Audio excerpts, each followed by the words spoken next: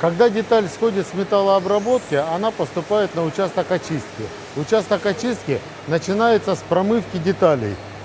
Деталь помещается в специальную ванную, где она моется, как в посудомойке.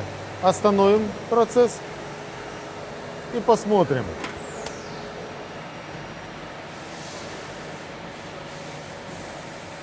Не будем мешать процессу, закрываем и запускаем ее заново. После этого мы сможем посмотреть слесарную обработку и пескоструйную обработку. Мы находимся на слесарном участке. Ни одна металлообработка не может обойтись без рук слесаря.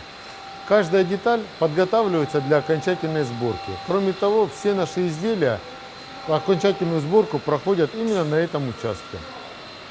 Все детали после слесарной обработки поступают на пескоструйную обработку.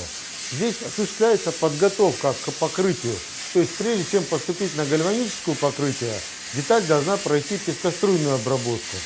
Мы можем посмотреть, вот так выглядит деталь до пескоструйной обработки. Она блестит. После пескоструйной обработки деталь выглядит вот так.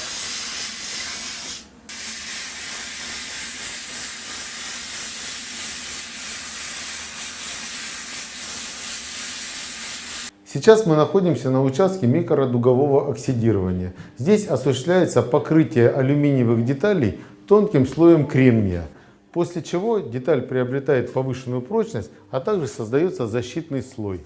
Сейчас при помощи технической камеры мы увидим, как осуществляется сам процесс покрытия. Это достаточно зрелищно и интересно. В настоящий момент мы видим процесс микродугового оксидирования.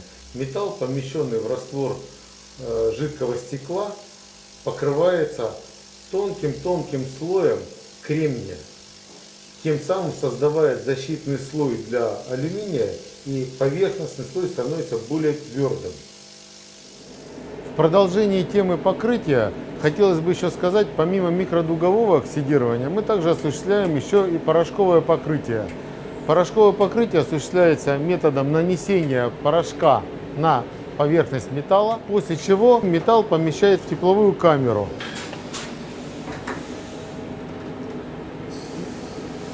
Где порошок запекается, и изделие, как пирожок, готово к употреблению.